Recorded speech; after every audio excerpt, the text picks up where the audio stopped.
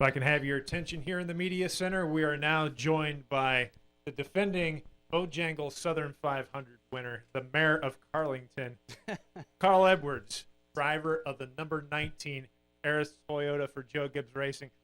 Carl, how special was that moment last year when you win the Southern 500, do the backflip, and they changed the name to Carlington? Yeah, That's pretty cool. that was really cool. I guess the last time I was sitting here was that night as the winner, and that race that was a really fun one. It's fun for a lot of reasons, and it's special just because it is the Southern 500, and hopefully we can do it again. We struggled a little bit in this first practice, but Denny Hamlin, my teammate, is extremely fast. We're leaning on his notes a little bit, and then looking forward to the next practice. The track is driving really well. It's aged a little bit more. You can see from the color, cars are sliding around all over the place. So, I mean, this is as good as it gets for me.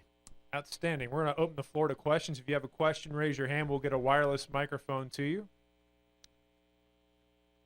So you guys got plenty of chicken. That's good. We'll start back there with Chris Knight and then work our way around. Chris Knight, catchfans.com. Carl, how much merit does practice mean today, knowing that the conditions are going to be completely different tomorrow? Well, as whatever I am on the chart, 20th, 5th or something, 22nd, I'm going to say it has nothing to do with it.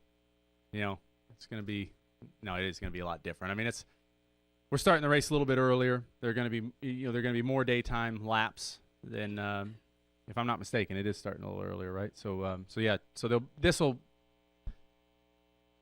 still, once the sun goes down, once the rubber builds up. I've already seen a lot of rubber on the racetrack from the Goodyear tire. I don't think the compound is different, but it seems to be laying down quite a bit of rubber. So I don't know. I think this next practice will be more indicative of the race, more like it.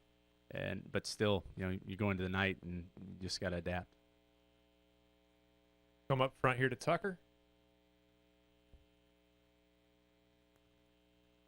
Tucker White, SpeedwayMedia.com. Now, Carl, given that this race is going to be at night, wouldn't it have benefited you guys to have had one of these practices be at night? Well, with what happened with the weather, I don't think it was really an option. And I will say I applaud NASCAR for just saying, hey, take the day off yesterday instead of coming here and standing in the rain. That was neat.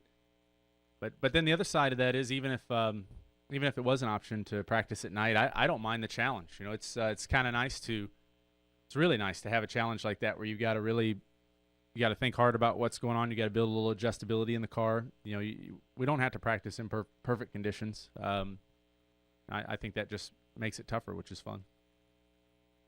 Go next to Kenny. Kenny Bruce, NASCAR. So what have you seen in the garage so far that made you stop and go, oh, man, that's pretty cool? I didn't get a lot of time to walk around yet, but all the cars are neat. I mean, it's cool. And what's really neat to see the crew members in, all the different uniforms and, the old trucker hats. And, I mean, it's just cool. It's a fun weekend. And now I'll get a little more time to walk around, look at everything. But, just all of it's pretty cool. Even the fans were walking up, they got Cale Yarborough T-shirts on and stuff like that. I mean, it's just overall, it's a really cool atmosphere. Yeah, I saw. I think it was a 7 car went by with Alan Quickey's paint scheme. And I thought, man, that's so cool. It's just neat. I didn't get a chance to obviously be on the track with a lot of these race cars, but I've seen them, and like we all have growing up. So it's just cool to be on the track with those paint schemes. Keep it in the middle with Scott. Carl, Scott James for the Florence Morning News. As you look around Darlington, what are some of your memories? Oh man,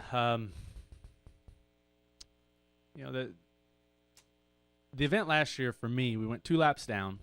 We thought we had no chance, and we got it back. My pit crew was amazing. They put us out there in the lead. We had an amazing restart at the end. But I guess for me, just overall, it was a real adventure. The race it was a roller coaster. I mean, we felt like we had a pretty good car, and then like I said, we ended up in such a big hole. And then to come back, there was a ton.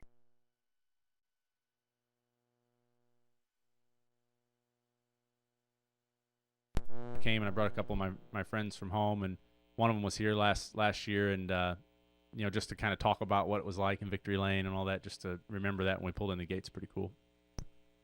Go over to your right to David. David Scott from the Charlotte Observer. Carl, will your team do anything different heading into the chase, like getting together, motivation? any kind of team building? And how do things change? Yeah, so Dave Rogers is a really great team leader, my crew chief, and we talk a lot about how to prepare for competition, how to be mentally prepared, mentally strong, tough, and Coach Gibbs is an amazing leader.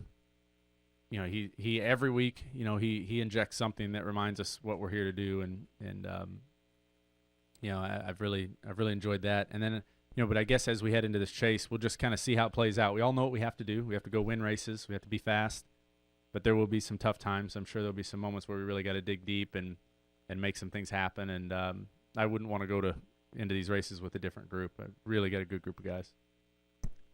Carl, we appreciate you coming in and joining us here, Cool. and good luck this weekend. All right. Thank you guys very much.